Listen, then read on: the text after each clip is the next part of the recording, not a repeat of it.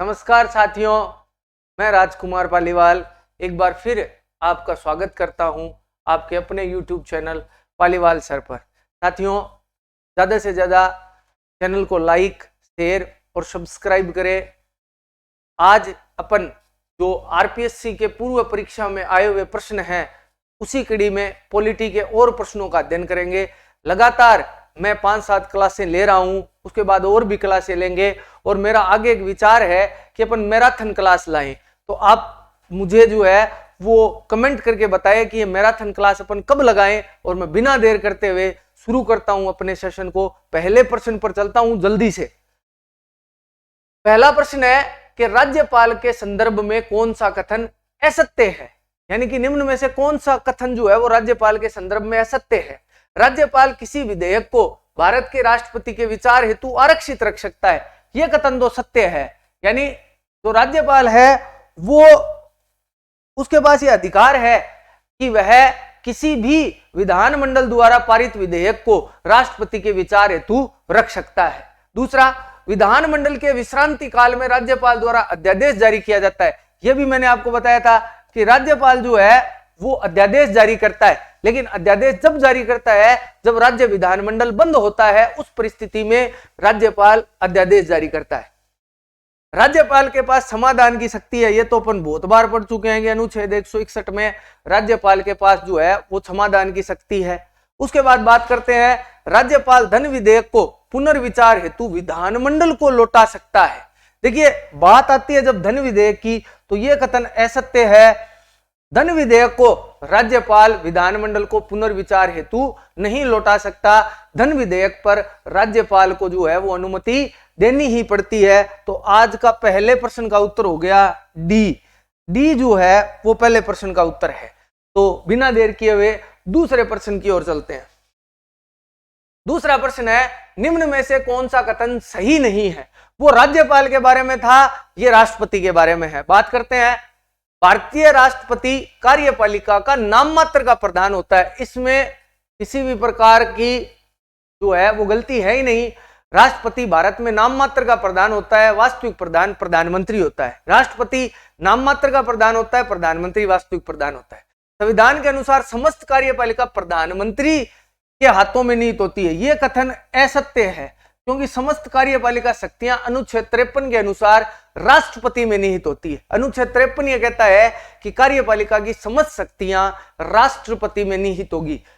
मंत्रिपरिषद का मुखिया प्रधानमंत्री होता है, यह कथन सत्य है। और अंतिम है कि भारत की शासन व्यवस्था में राष्ट्रपति का स्थान इंग्लैंड के सम्राट के समान होता है। बिल्कुल इंग्लैंड के सम्राट के समान भारत का जो है वो राष्ट्रपति होता है। तो इसका उत्तर असत्य कथन छांटना था, दूसरा ही कथन असत्य हो गया। उत्तर हमें वही मिल गया था, लेकिन आगे के प्रश्नों को हल करना जरूरी था, इसलिए आगे के अपन ने पढ़ के देखे हैं।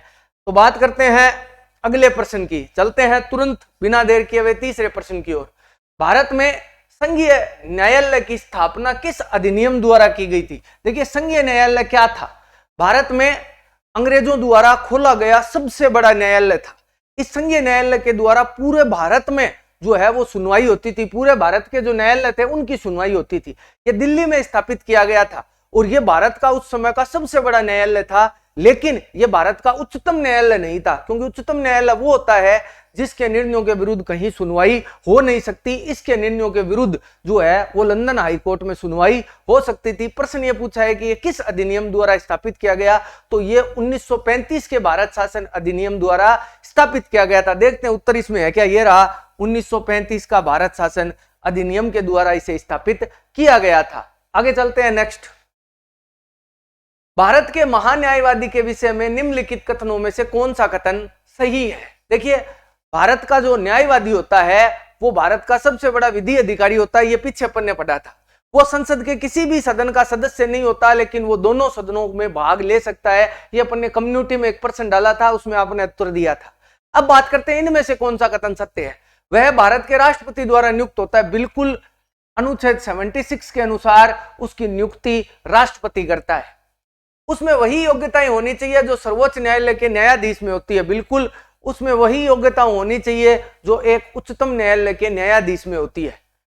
उसे संसद के किसी एक सदन का सदस्य होना चाहिए। बिल्कुल असत्य कथन है, ऐसा नहीं होना चाहिए। संसद का सदस्य होना आवश्यक नहीं है।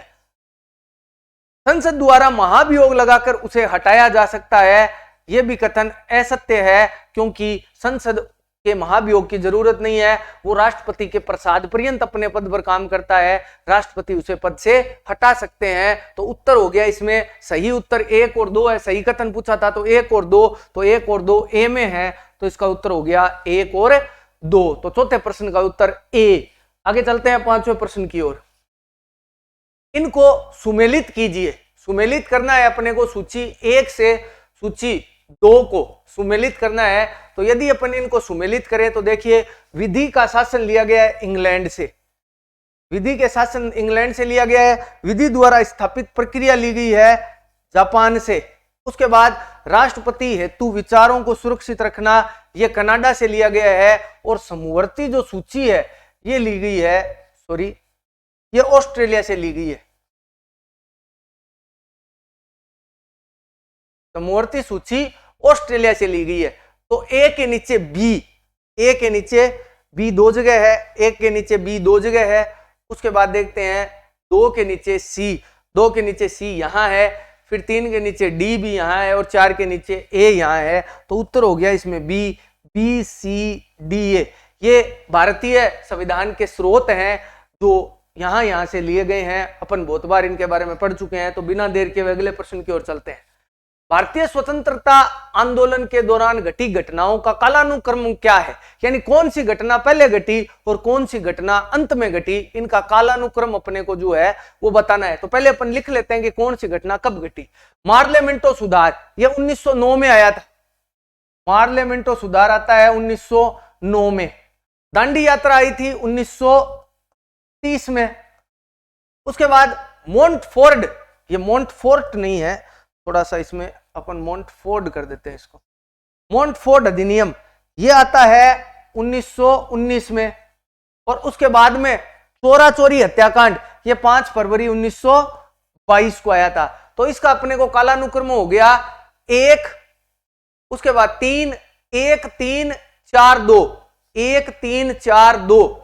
तो ये हो गया 1 3 4 2, यानी सी उत्तर हो गया। ये भारतीय राष्ट्रीय आंदोलन की, स्वतंत्रता आंदोलन की कुछ घटनाएं हैं जिनके बारे में मैंने आपको बताया।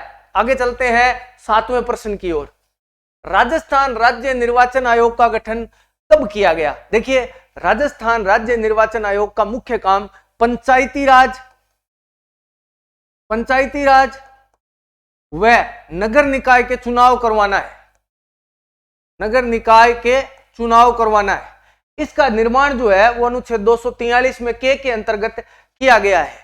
इसका जो पहले निर्वाचन आयुक्त थे वो थे भारत के, राजस्थान के अमर सिंह राठौड़, राजस्थान के पहले निर्वाचन आयुक्त थे। और इसकी स्थापना जो है वो 1994 में हुई थी। ये कॉलेज व्याख्याता में प्रश्न आया था कि राजस्थान राज्य निर्वाचन आयोग की स्थापना कब हुई थी। तो 1994 में इसकी स्थापना हुई थी। आप इस उत्तर को नोट कर लीजिए, कॉलेज व्याख्याता में आया हुआ है तो निश्चित तौर से आगे के परीक्षाओं में आने का चांसेज रहता है। आगे चलते हैं। भारत के राष्ट्रपति ने किस एकमात्र मामले में विट्टो यानी पॉकेट विट्टो का प्रयोग किया? देखिए, पॉकेट विट्टो क्या होता है? अनुच्छेद 111, पहले तो मैं आपको बता देता हूं, पॉकेट विट्टो अनुच्छेद 111(1) में उल्लेखित है। इसके अनुसार यदि कोई साधारण विधेयक राष्ट्रपति के विचार हेतु भेजा जाता है, राष्ट्रपति को साइन करने हेतु भेजा जाता है, तो राष्ट्रपति उस पर न तो अनुमति देता है और न उसे रिजेक्ट करता है, वो अपने पास उसे रख लेता है, ना हाँ ना करता है। ऐसे विधेयक पर जो है वो पॉकेट वीटो कहलाता है। भारत के आज तक एक ही राष्ट्रपति है जिन्होंने पॉकेट वीटो का इस्तेमाल किया है, वो है ज्ञानी जेल सिंह। ज्ञानी जेल सिंह ने भारतीय डाकघर संशोधन अधिनियम पर जो है वो वीटो किया था। तो उत्तर हो गया सी। और मैं लिख देता हूं, जो राष्ट्रपति थे वो थे ज्ञानी जेल सिंह। ज्ञानी जेल सिंह राष्ट्रपति थे जिन्होंने इस पॉकेट विट्टो का उपयोग किया था। ये पेप्सू विनियोग विधेयक पर डॉक्टर राजेंद्र प्रसाद शर्मा ने जो है वो विट्टो का प्रयोग किया था, लेकिन वो पॉकेट विट्टो नहीं था। इसलिए इसका उत्तर होगा भारतीय डाकघर संशोधन अधिनियम। उस समय राजीव गांधी देश के प्रधानमंत्री थे। 9वां प्रश्न अपन देखते हैं, ग्राम सभा की गणपूर्ति है। देखो, मैं आपको पहले बता देता हूं कि ग्राम सभा यानी पंचायती राज की संस्था है, और ग्राम सभा जो है वो एक संवैधानिक संस्था है।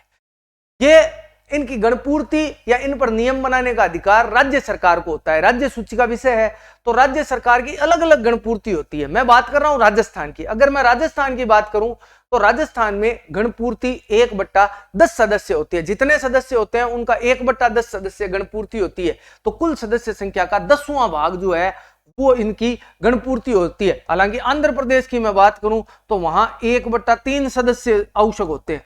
आंध्र प्रदेश में तो अलग अलग राज्यों में अलग अलग होती है। राजस्थान की मैं बात करूं तो 1/10वां भाग है। संविधान में कोई संख्या उल्लेखित वैसे है नहीं। आगे चलते हैं। किस प्रधानमंत्री के काल में संपत्ति के मौलिक अधिकार को सूची से विलोपित किया गया? देखिए, टोटल मूल संविधान में 7 मौलिक अधिकार थे। तो मूल संविधान जो 26 जनवरी 1950 को लागू हुआ था, मूल संविधान में मौलिक अधिकार कितने थे? 7। फिर 44वें संविधान संशोधन द्वारा संपत्ति का अधिकार हटा, संपत्ति का अधिकार हटा दिया गया। संपत्ति के अधिकार को मूल अधिकारों की श्रेणी से हटाया, की श्रेणी से हटाया, तो मौलिक अधिकार बच गए 6। वर्तमान में 6 मौलिक अधिकार है। लेकिन प्रश्न यह है कि किस प्रधानमंत्री के काल में 44वां संविधान संशोधन हुआ? बहुत बढ़िया प्रश्न है। यह संविधान संशोधन हुआ मोरारजी भाई देसाई के काल में। मोरारजी भाई देसाई उस समय भारत के प्रधानमंत्री थे। सबसे बुजुर्ग प्रधानमंत्री रहे हैं मोरारजी भाई देसाई। इंदिरा गांधी भारत की एकमात्र प्रधानमंत्री महिला में। जवाहरलाल नेहरू सर्वाधिक समय तक प्रधानमंत्री रहने का रिकॉर्ड इनके पास। पिछले यहां पर एक और बात बता देता हूं। पिछली बार जब क्लास हुई थी, पिछली क्लास, मैंने उसमें पूछा था कि राष्ट्रीय दलों की संख्या कितनी है। मैं आपको बता दूं, भारत में राष्ट्रीय दलों की संख्या 8 है। राष्ट्रीय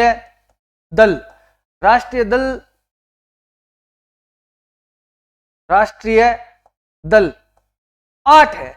ये 8 कौन कौन से हैं? थोड़े से इनके नाम लिख देता हूं। देखो, सबसे पहले कांग्रेस, फिर बीजेपी, फिर बीएसपी यानी बहुजन समाज पार्टी, उसके बाद सीपीआई कम्युनिस्ट पार्टी, उसके बाद सीपीआईएम ये मार्क्सवादी कम्युनिस्ट पार्टी, उसके बाद में टीएमसी, उसके बाद में एनसीपी और लास्ट में एनपीपी नेशनल पीपुल्स पार्टी। 1 2 3 4 5 6 7 और 8।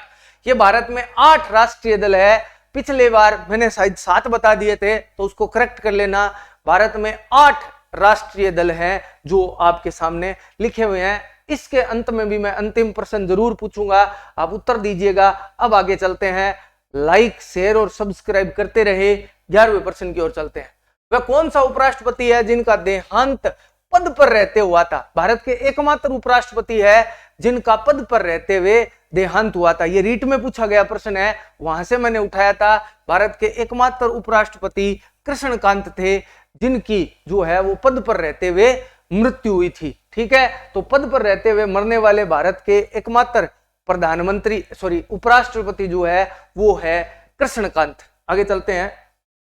संविधान की उद्देशिका में उल्लेखित हम भारत के लोग संविधान की किस घनिष्ठ विशेषता से घनिष्ठ रूप से जुड़ा हुआ है? देखिए, संविधान की प्रस्तावना संविधान का एक महत्वपूर्ण अंग है और प्रस्तावना में कई बातें बहुत ज्यादा उभर कर सामने आती है। जो हम भारत के लोग ये इस बात को जो है वो इंगित करते हैं कि हम अब एक संप्रभु राज्य बन गए हैं।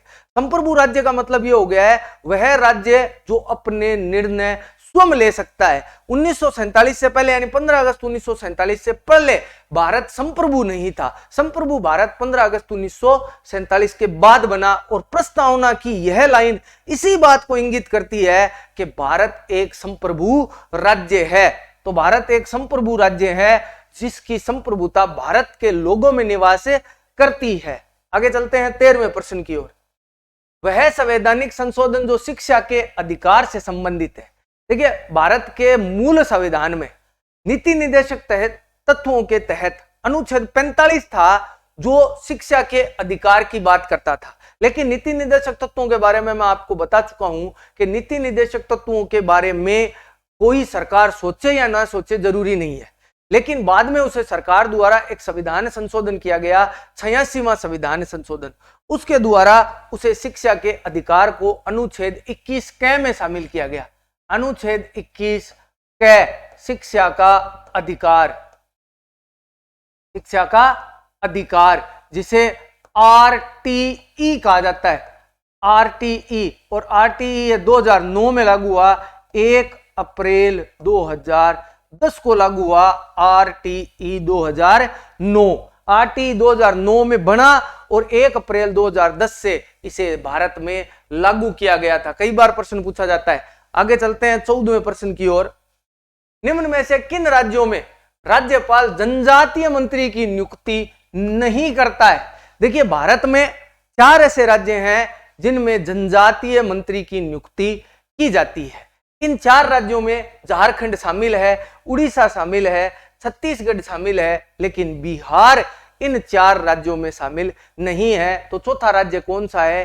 चौथा राज्य आप कमेंट बॉक्स में मेरे को बताना कि चौथा राज्य जहां राज्यपाल द्वारा मंत्री परिषद में जनजातीय मंत्री की नियुक्ति की जाती है। आज का प्रश्न यही रहेगा अपना, मैं बीच में ही पूछ लेता हूं और लास्ट में भी बता दूंगा कि भारत में ऐसे कौन से 4 राज्य हैं जिनमें जनजातीय मंत्री की नियुक्ति होती है। 3 तो मैंने आपको बता दिया, झारखंड, उड़ीसा और छत्तीसगढ़ है। चौथा राज्य आप कमेंट करके बताना। ये बिहार कंफर्म नहीं है, बिहार में जो है वो जनजातीय मंत्री की नियुक्ति करना आवश्यक नहीं है। चौथा राज्य कौन सा है ये आप मुझे कमेंट करके बताना। अगले वीडियो में मैं आपको बताऊंगा कि कौन सा राज्य है। 15वें प्रश्न की ओर चलते हैं। भारतीय संविधान की कौन सी विशेषता नहीं है? मतलब इनमें से भारतीय संविधान की कौन सी विशेषता नहीं है? भारतीय संविधान में बहुत सारी विशेषताएं हैं, इनमें से कौन सी नहीं है, इस पर चर्चा करते हैं। प्रजातांत्रिक शासन व्यवस्था निश्चित तौर से भारतीय शासन की यह विशेषता है। मूल अधिकार एवं कर्तव्य संविधान के भाग 3 और भाग 4 के में मौलिक अधिकार कर्तव्य है। प्रत्येक नागरिक को रोजगार की सुरक्षा, ये नहीं है प्रत्येक नागरिक को। स्वतंत्र न्यायपालिका भारत में है ही, तो प्रत्येक नागरिक को रोजगार की सुरक्षा, यानी हमको सारे मौलिक अधिकार है लेकिन रोजगार की का अधिकार हमें प्राप्त नहीं है। संविधान न हमें भोजन का अधिकार देता है न रोजगार का अधिकार देता है। ये 2 ऐसे अधिकार हैं जिनका संविधान में उल्लेख नहीं है। साथ ही आप एक बात का और ध्यान रखना, जो इंफॉर्मेशन यानी सूचना का अधिकार है वो भी हमारा संवैधानिक अधिकार नहीं है, संविधान में उसका उल्लेख नहीं है। आगे चलते हैं। संविधान की किस अनुसूची के अनुसार राज्यपाल द्वारा राज्य के मंत्री को पद एवं गोपनीयता की शपथ दिलवाई जाती है? यानी संविधान की वो कौन सी अनुसूची है जिसके अनुसार राज्यपाल जो है वो मंत्री को मंत्री परिषद की शपथ दिलवाता है? देखिए, अनुसूचियों के बारे में अपन ने बहुत पढ़ा है और मैंने आपको बहुत बार बताया है कि तीसरी अनुसूची जो है वो संबंधित है शपथ से। तो शपथ तीसरी अनुसूची में है, अनुसूची 3। 4 में मैंने आपको बताया था राज्य सभा की सीटों का बंटवारा,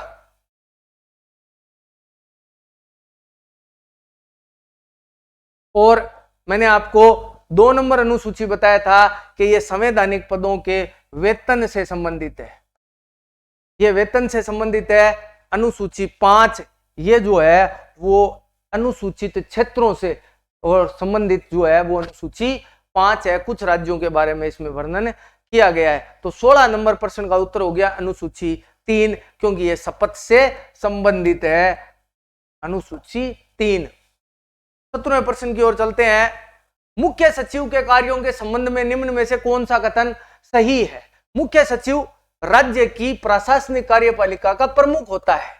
यह एक आईएएस होता है जिसको जो है वो मुख्यमंत्री द्वारा नियुक्त किया जाता है, यानी मुख्यमंत्री द्वारा मुख्य सचिव की नियुक्ति होती है। बहुत बार प्रश्न पूछा जाता है तो इसका भी ध्यान रखना। अब कथनों पर विचार करते हैं। वह मुख्यमंत्री का प्रमुख सलाहकार होता है, सलाहकार होता है, बिल्कुल सुहाने साची बात है। राज्य जो मुख्य सचिव होता है वो राज्य के मुख्यमंत्री का मुख्य सलाहकार होता है, बिल्कुल 100% सही बात है। वह राज्य लोक सेवाओं का प्रमुख होता है। यह भी सत्य बात है, राज्य में जितनी भी लोक सेवाएं होती है उनका सबसे प्रमुख सिविल सेवाओं का जो प्रमुख होता है वो सीएस यानी चीफ सेक्रेटरी यानी कि मुख्य सचिव ही होता है। वह राज्य के राज्यपाल का प्रमुख सलाहकार होता है। बिल्कुल गलत है, राज्य के राज्यपाल का सलाहकार नहीं होता, वो केवल मुख्यमंत्री का सलाहकार होता है। तो इन कथनों में से 1 और 2 ही कथन सही है और इस अनुसार उत्तर हो गया ए 1 और 2। और ये सेकंड ग्रेड संस्कृत भर्ती परीक्षा में आए हुए प्रश्न हैं, सारे के सारे लगभग मैंने 2-3 पेपरों से उठाए हैं, तो निश्चित तौर से बढ़िया प्रश्न है, ये आया हुआ प्रश्न है तो आने का चांस बहुत ही ज्यादा रहता है। आगे चलते हैं 18वें प्रश्न की ओर। 1935 के भारत शासन अधिनियम की निम्न में से कौन सी विशेषता नहीं थी? 1935 के भारत शासन अधिनियम की निम्न में से कौन सी विशेषता नहीं थी? अगर बात करें 1935 के अधिनियम की तो प्रांतों को स्वायत्तता बिल्कुल विशेषता थी। प्रांतों में द्वैध शासन 1919 के अधिनियम द्वारा लगाया गया। प्रांतों को स्वायत्तता जो है वो 1935 के अधिनियम द्वारा दी गई। केंद्र में द्वैध शासन बिल्कुल सही बात है, मैंने अभी आपको बताया कि 1919 के अधिनियम द्वारा प्रांतों में द्वैध शासन लगा, 1935 के अधिनियम द्वारा केंद्र में द्वैध शासन लगा दिया गया। समवर्ती सूची का सर्जन बिल्कुल सही बात है, पिछले वीडियो में भी अपन ने पढ़ा था कि समवर्ती सूची का गठन किया गया था और समवर्ती सूची में जो है वो लगभग 35 विषयों को शामिल किया गया था। 3 सूचियां थी इसमें, समवर्ती सूची, संघ सूची और राज्य सूची। इसके अलावा अवशिष्ट सूची जो है वो अवशिष्ट शक्तियां जो है वो गवर्नर जनरल को प्रदान की गई थी। अंतिम है प्रांतों में द्वैध शासन, तो विशेषता नहीं थी, ये 1919 के अधिनियम 1919 के अधिनियम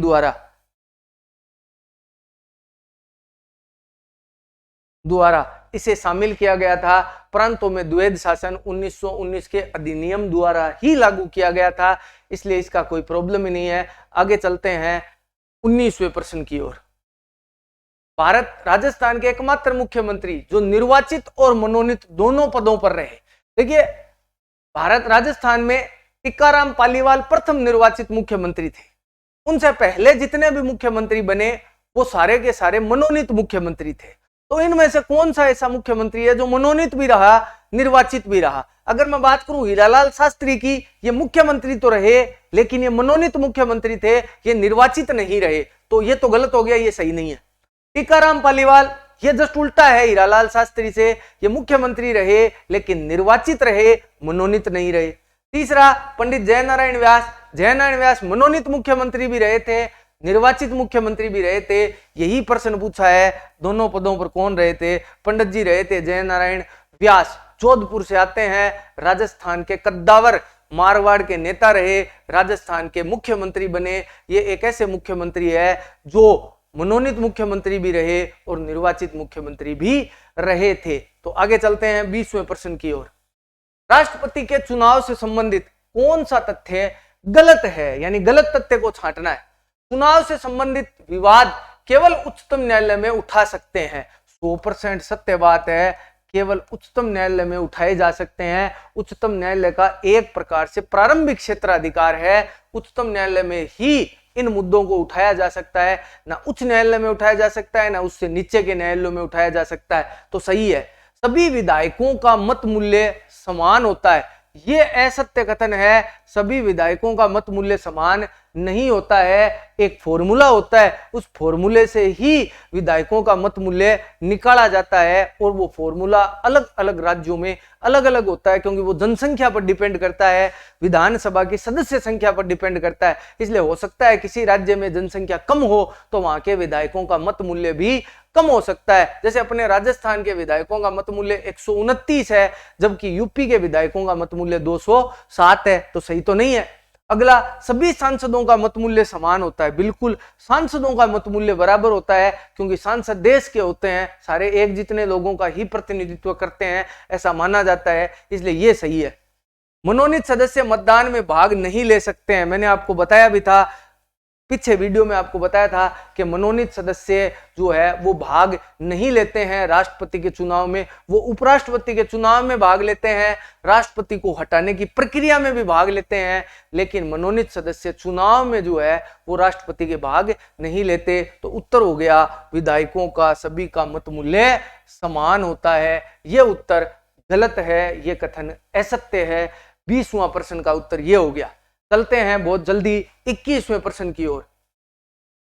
निम्नलिखित में से कौन सा युग्म सुमेलित नहीं है? एक तरफ राज्य का नाम दिया है, एक तरफ उनके गठन का वर्ष दिया है। सही कौन सा है कि कौन सा राज्य का निर्माण कब हुआ? देखिए, बंबई एक राज्य हुआ करता था, उसे 1960 में तोड़कर 2 राज्य बना दिए गए, एक गुजरात एक महाराष्ट्र। तो 1960 सही है।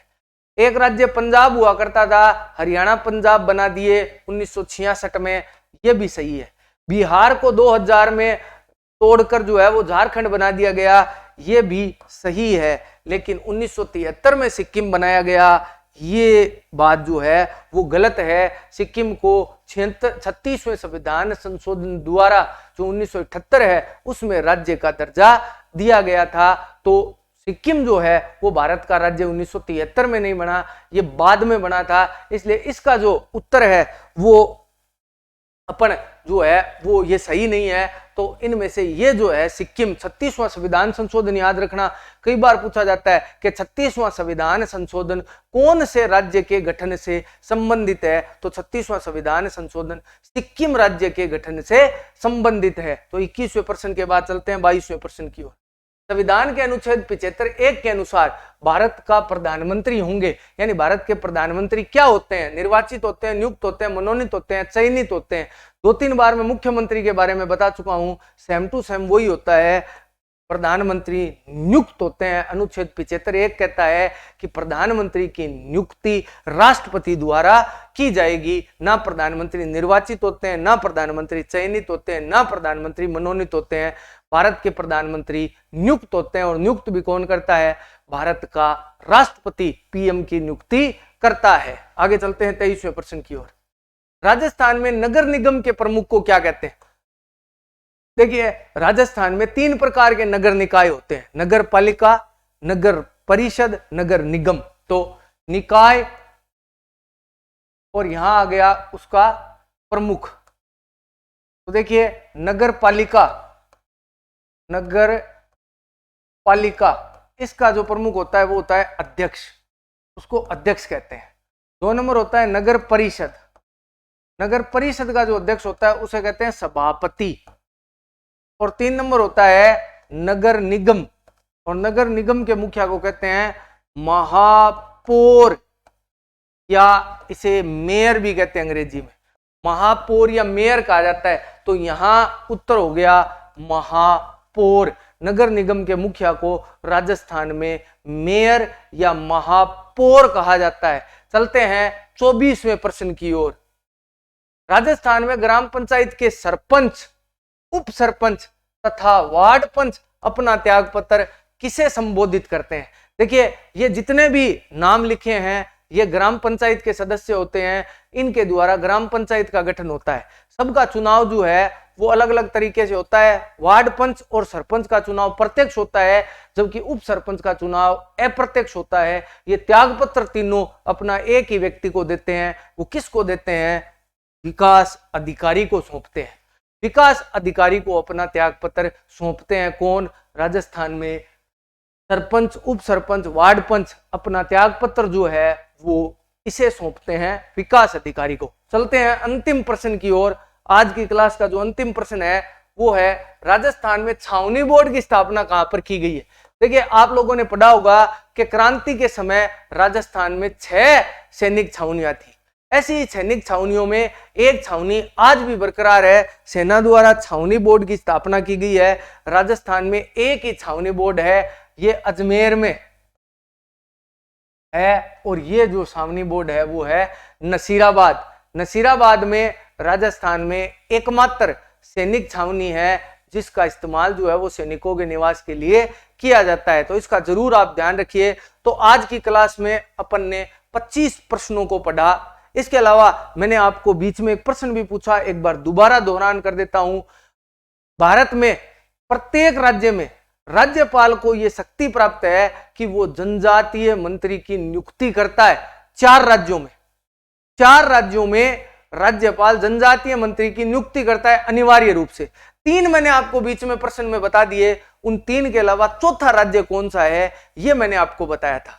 अब एक बात मैं आपसे पूछना चाहता हूं कि अपन एक मैराथन क्लास लाना चाहते हैं जिसमें सभी जो पॉलिटी से जुड़े हुए 150 से 200 प्रश्न है उनका समावेश किया जाए और उनकी एक क्लास लगाई जाए। तो आप कमेंट करके बताएं कि उसका क्या समय निश्चित किया जाए ताकि जल्दी से जल्दी आपके लिए जो है वो क्लास ऑर्गेनाइज की जा सके। इसके अलावा वीडियो को अंत तक देखने के लिए आपका बहुत बहुत आभार, धन्यवाद। ज्यादा से ज्यादा लाइक, शेयर और सब्सक्राइब करते रहे।